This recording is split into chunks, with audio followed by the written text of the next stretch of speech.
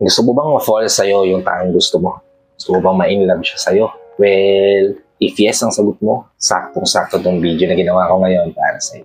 Dahil today, pag-uusapan natin kapatid, yung mga bagay na kapag ginagawa ng mga kababaihan, ay talaga namang nai-inlove ang bawat kalalakihan.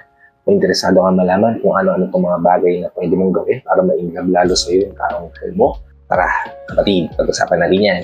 Just keep on watching.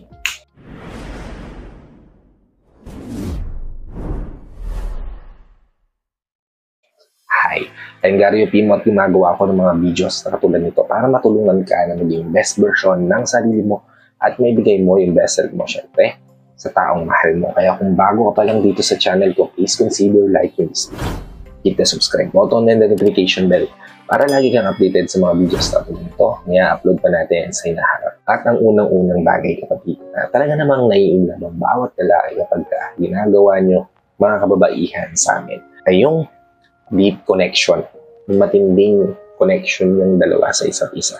Yung sobrang palagay yung loob niya to the point na kaya niya maging vulnerable sa'yo. Ramdam niya yung safe yung mga secrets niya, safe yung mga bagay na malalaman mo tungkol sa kanya. At nakikita at napapansin niya na present ka sa moment na sinasabi niya yun sa'yo. Kapag nararamdaman to ng isang lalaki sa babaeng mahal niya, no, kapatid, panalong-panalo ka na. Gusto kasi ng lalaki na magkakaroon kayo ng matinding bond sa isa't isa. At chine-cherish nyo yung moment nyo together, kapatid. Halimbawa, kapatid, may mga bagay siya na gustong gawin at sinamahan mo siya dito. Ginusto mo at pinilit mong intindihin yung ginagawa niya. Then, kapatid, talagang ma-appreciate niya ng sobra. Talagang mapapansin niya talaga ng sobra. Kasi nakikita niya na kahit ayaw mo, ginagawa mo para sa akin. At yun yung isa sa mga bagay na talaga naman na-appreciate ng bawat lalaki. Okay? Proceed tayo sa ikalawa. Which is, pinaparamdam mo sa kanya na lalaki siya kapag nandyan ka. Isa sa mga simpleng paraan para may paramdam sa kanya ay yung pagiging weak nyo sa harapan nila. Well, outside his zone, kapatid, o outside his attention, pwede ka maging strong, independent woman. Pero kapag kasama mo sila, paramdam mo rin sa kanya na mas better siya sa'yo. Diba? Kahit alam mo sa sarili mo na hindi. Diba? Hindi mo naman kailangan madalas iparamdam sa kanya. Hindi. Ipakita mo rin sa kanya na mas marami siyang bagay na kayang magawa. Halimbawa, yung usual na ginagawa ng mga wife sa bahay, di ba yung hindi nila kaya mabuksan yung isang bagay, tapos pinapabukas niya sa husband nila. Isang way yun na pagpapakita na, I can do it, you can do it. You are stronger than me, di ba? And once mabuksan niya ng isang lalaki, makaramdaman niya na, ang masculine ko kapag kasama ko siya, di ba? Ramdam na ramdam ko na lalaki ko kapag I'm with her. Kasi ganito yung pinaparamdam niya. At yun yung mga bagay na gustong-gusto ng mga kalalaki. Yung maramdaman na kaya nila mag-provide para sa inyo, kaya nila maging superhero-like sa harapan nyo, kaya namin maging the best kapag kasama nyo kami. Kasi yun yung pinaparamdam nyo sa amin. Okay? Proceed tayo sa ikatlo, which is, i-appreciate mo siya.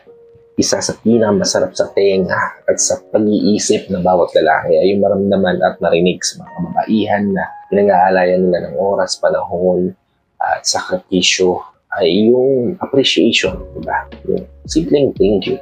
Simpleng sobrang gusto ko to, sobrang na-appreciate ko to, sobrang laki ng tulong mo sa buhay ko. Yung mga ganyang salita lang kapatid, sobrang nakakapagpataba ng puso ng bawat lalaki.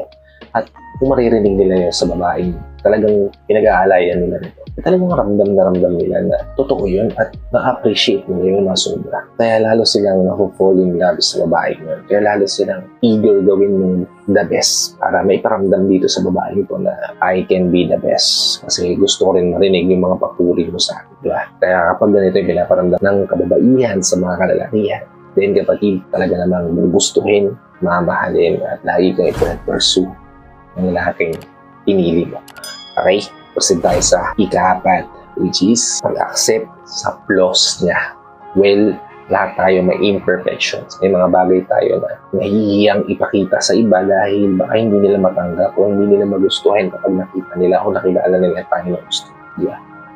Pero kung isa ka sa mga babae na despite seeing the imperfections of your partner, tinatanggap mo ito, then, isa yung sa mga bagay na talaga namang nagpapa-fall in love sa inyo, sa mga kalalakihan. Diba? Kasi nga, hate namin ito. Ayaw namin itong bagay na ito at nahihiya kami na ipakita sa inyo pero okay lang sa'yo. na-appreciate mo. Hindi mo yun tinitingnan as flaws namin, kundi tinitingnan mo yun as something na bumubuo sa amin.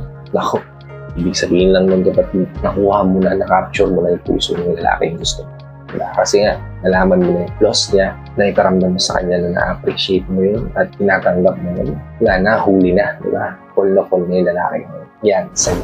Kaya naman, isa yan sa mga bagay na talaga naman gustong-gusto ng isang ika-5, which is paniwalaan mo siya.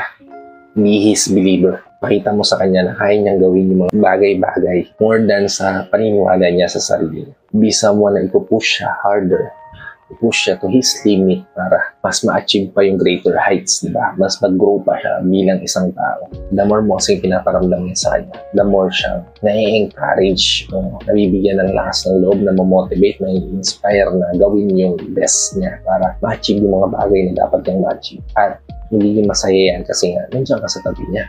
You're the one who support him, di ba? Kaya naman, if you're the one who believes in him, kahit napakaraming challenges na dumating sa buhay niya, then yung mga bagay na nagpapakul in love kapag nakikita ka ng tao na mahal. Kasi alam mo at naniniwala ka sa kakayanin mo. Okay? Proceed tayo sa ika-6, which is ipakita mo sa kanya na parehas kayo ng goals. Align kayo kapatid. The more niya nakikita na yung purpose mo, ay ganun din yung purpose niya. The more siyang nagiging into you. Kasi nga, parehas kayo ng nagiging mindset. Parehas kayo ng gusto maging end goal. Parehas kayo ng mga bagay na gustong ma-achieve at gustong makamit sa buhay. At garantisado, makakamit yun in a short period of time. Kasi nga, parehas kayo nag-work towards it. Diba? And kapag na-encourage mo yung purpose niya, yung mga gustuhan niya, yung mga goals niya, yung mga bagay na kailangan niyang gawin para sa pamilyang binubuo niyo, sa buhay na binubuo niyo, sa landas na tinatahak niyo, then kapatid, mas ma-appreciate ka niya, mas magugustuhan ka niya, mas lalo siyang nag-deeply fall in love sa'yo. Kasi yan yung mga bagay na talagang gustong-gusto ng bawat lalaki. Okay? Proceed tayo sa ika-7. Last but not least, kapatid, ika-7 bagay na talagang kinaiinlaban ng mga kalalakihan kapag ginagawa ng mga kababaihan ay yung continuous o consistent progress mo. Ikaw mismo. Kapag the more kang nag-i-improve each year, each month, each week, each day, the more kanyang ipe-pursue. Kasi the more kang mas nagiging desirable sa mata niya, the more kang mas hahabol-habulin yan at magkukumahog na hindi kanya mabitawan, mawala sa buhay niya. Diba? Lagi ko nga sinasabi sa bawat video ko, kapatid niya, lagi mong i-improve yung sarili mo. Kasi yan yung mga giging perspective ng taong nakakapaligid sa'yo, di ba? Kasi nga, nakikita ka nila na nagiging independent ka, nagiging i-improve ka each day, di ba? Nagiging best version ka ng sarili mo, di ba? The more ka nilang nakikita as a desirable woman, as a woman na challenging para sa kanila. Kasi nakikita nila na nag-i-improve ka.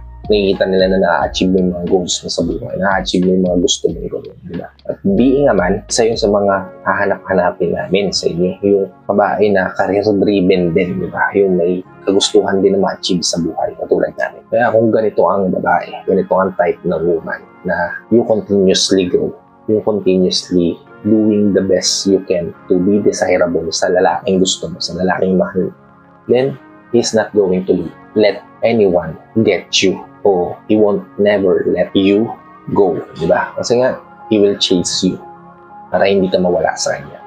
At yun kapatid, yung 7 bagay na talaga namang ginugusto ng bawat lalaki pag ginagawa nyo sa kanila.